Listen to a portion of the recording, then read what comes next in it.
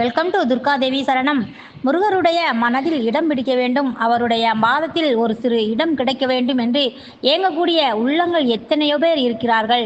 எல்லோராலும் முருகரை ஆத்மாத்மாக உணர முடியுமா என்று கேட்டால் நிச்சயம் கிடையாதுங்க.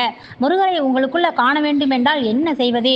எத்தனை கோவில்களுக்கு சென்று நீங்கள் முருகபெருமானை வழிபாடு செய்தாலும் சரி, உங்கள் மனது என்னும் கோவிலுக்குள் ஒரு கோவில் கட்டி அந்த இடத்தில் முருகரை குடி வைத்து தினம் தினம் பூஜை செய்து அபிஷேக ஆராதனை செய்து வழிபட்டால் மட்டுமே தான் முருகரை உங்களால் உணர முடியும். புற கண்களில் முருகரை காண்பதை விட அக கண்களில் முருகரை காண வேண்டுங்க.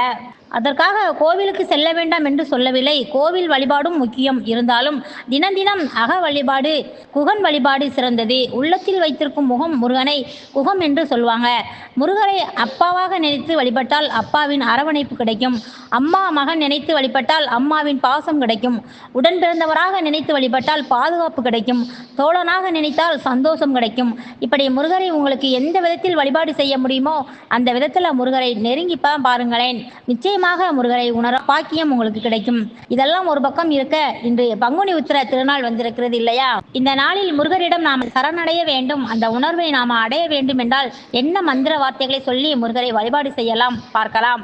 ஆத்மாத்மாக சொல்ல வேண்டிய முருகர் மந்திரம் என்னன்னு பார்த்தீங்கன்னா, வெற்றிவேல் முருகருக்கு அரோகரா, வீரவேல் முருகருக்கு அரோகரா என்ற இந்த மந்திர வார்த்தைகளை சொன்னாலே போதும், உங்களுடைய மனதில் முருகன் குடியேறி விடுவார். அவருடைய பாதத்தில் உங்களுக்கு இடம் கிடைக்கும். ஆமாங்க, அரோகரா அரோகரா என்ற வார்த்தையை சத்தத்தோடு எவர் ஒருவர் முருகரை நினைத்து உள்ளம் முருக சொல்கின்றார்களோ அவர்களுடைய உள்ளத்தில் முருகன் நிரந்தரமாக குடியேறுவார். நீங்கள் வேண்டுமென்றால் இன்றைய தினம் என்னை வாழ வைக்கும் முருகருக்கு அரோகரா என்ற கோஷத்தை எழுப்பித்தான் பாருங்களேன்.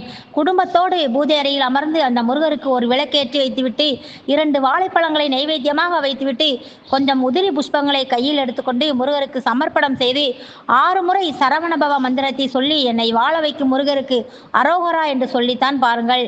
பிறகு நடப்பதை வார்த்தையாலே வர்ணிக்கவே முடியாதுங்க.